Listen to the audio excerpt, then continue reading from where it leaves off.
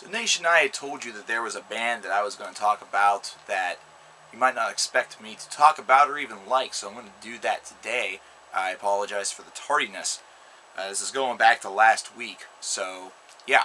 At any rate, before I get into it, this whole thing happened with a slight little CD raid that all really began on sometime last week, I think last Wednesday, that included one of my co-workers actually nabbing a CD that they already have a second copy of. This was their second copy that they got, so we decided to do some trading, and it's my favorite album from this band. It's a Z by My Morning Jacket, so I ended up getting a copy of that.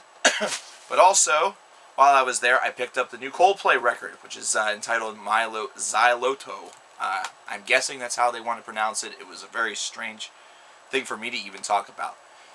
Now, for those of you who have been living under a rock for the past 25,000 years, actually more like the last 10, Coldplay is a British band, a British rock band, very much driven by the piano playing / guitar work that really molds their sound together. They are part of, or were part of, the Brit movement from the early part of the 2000s that really took the world by storm and really encouraged a lot of bands. I liked listening to this group alongside such groups such as Star Sailor or the Doves, and it really took me back, I guess, to the real golden age of the 1990s Britpop movement with bands such as Blur and Oasis, and I just really enjoyed it.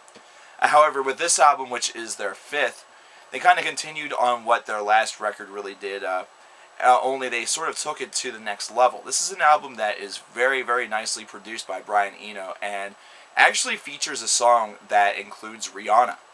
Yeah, that's why it's going to seem very weird. First off, it's Coldplay that I'm reviewing, and secondly, there's a song in here that includes one of the pop princesses, Rihanna, entitled Princess of China. This is an album that is very epically crafted. It almost reminds you somewhat in some stages of a U2 record, even though some of the song titles, such as Hurts Like Heaven, will remind you more of something like The Cure. But whenever you listen to it from front to back, despite the variance in some of the tunes, even though some of the tunes seem like they're packaged within some almost modern day, somewhat hip-hop or somewhat modern sounding backgrounds to them, is still very epic and dynamic. The song Paradise is one that really comes to mind for me. It's really a standout track. It's a single, I know, but at the same time, it's a big standout track for me just because of how really just epic and very layered that it is, and how very important and just monstrous that it feels. You know, the monster feel to it. You really feel this really overtake you whenever you listen to it, especially if you listen to the album through a good set of headphones. You really just feel as though you're right in this situation, almost in a cinematic situation where the song plays and you just have an unbelievable feeling. Princess of China with Rihanna, I will also admit, is no slouch either. The one thing I've noticed about Rihanna is that her solo work really is mostly the product of a lot of jokes for me. I like to change What's My Name to Shotgun Rain or something like that. You know, I have little jokes that are associated with just about each and every one of her songs, including one for Umbrella, because I actually got that album in a torrent that was packaged that was supposed to be with Nightwish. So it was a nice Facebook joke. In fact, a lot of the jokes that you're going to find about Rihanna or the talk that I did about Coldplay is all going to be found on my official Facebook page, as well as somewhat on the Cover Killer Nation page. So definitely like both of those. This album, for all that the positives that it has of all the different variants and moods, it does sometimes feels like it's a little bit distant to albums such as A Rush of Blood to the Head, which actually shows Coldplay doing musical evolution, which is somewhat of a difficult thing for a band to do that has really done one idea very well and has experienced a lot of success with it.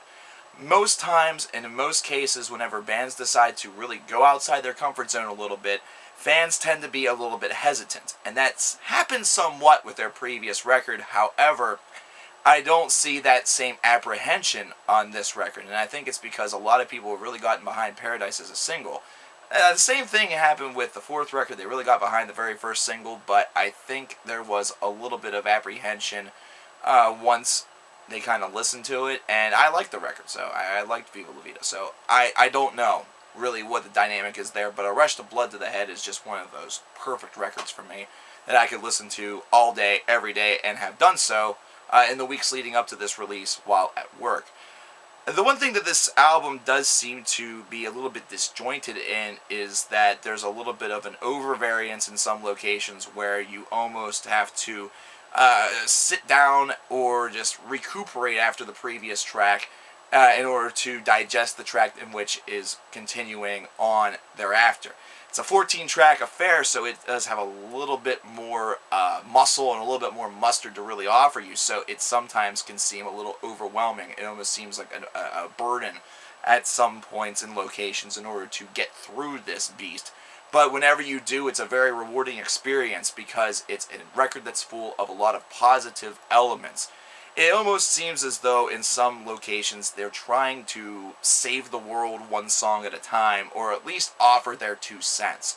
And they do so in a way that is very dynamic and very in your face, even on the tracks that are a little bit more tamed, recessed, set back. It still feels as though this is all music that's being spoken directly to you or directly for you. The one positive element, or the greatest positive element that this album will probably boast, is the fact that it is just a very real record. It's not one that's going to necessarily going to be or feel completely real in the production department. You're going to maybe feel a little bit like you're listening to just a former Britpop band that's kind of gone a little bit more progressively toward the mainstream side. However, the reality of it is going to be in the lyricism, it's going to be in the overall musicality of it, where you're really going to feel the most in the way of feeling toward this record. And the positive for me is that this is a record that is not overly distracting to the point where you can't accomplish things outside of just listening to the album. It's a very dynamic record in that regard, and I don't see, whenever I listen to it, or I don't hear a grand amount of filler. See, typically, here's my problem. My philosophy in a lot of the modern-day mainstream pop, rap, and even some rock records is that there's a couple of really good songs on there, but the rest of it is largely forgettable. It's the reason why I don't pick up a lot of those, and it's another reason why I don't review a lot of them, because they become very similar in nature, and you guys want to see something a little bit different every time I review something, right? Right.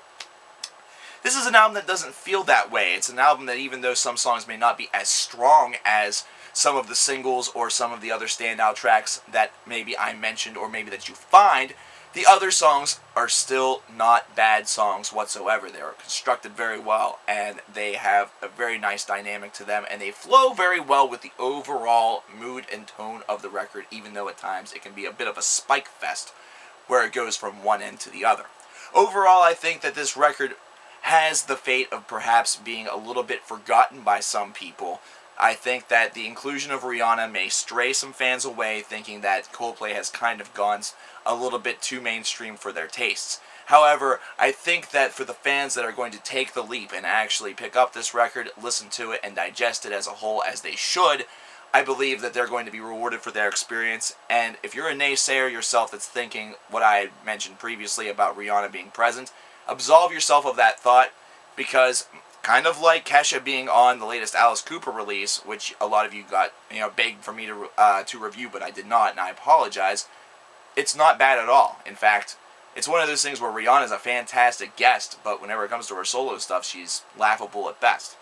Overall, I think this album is a nice solid 8. It's definitely one that is going to be on my wall. It's something that I'm not going to ever want to trade back unless I'm really, really strapped for cash. Either that or need some crack. Okay, that second part was a terrible joke. But yes, this is an album that you're going to find a lot of little neat trinkets and rewards whenever you listen to it, and I definitely encourage that you do so. Cover Killer Nation saying, this might not be typical for me. This might not be something that you're used to me reviewing, but it is something that I enjoy. And this album, it's definitely good. It's definitely worth the wait. And something that should actually have 2011 being proud of the output by Coldplay.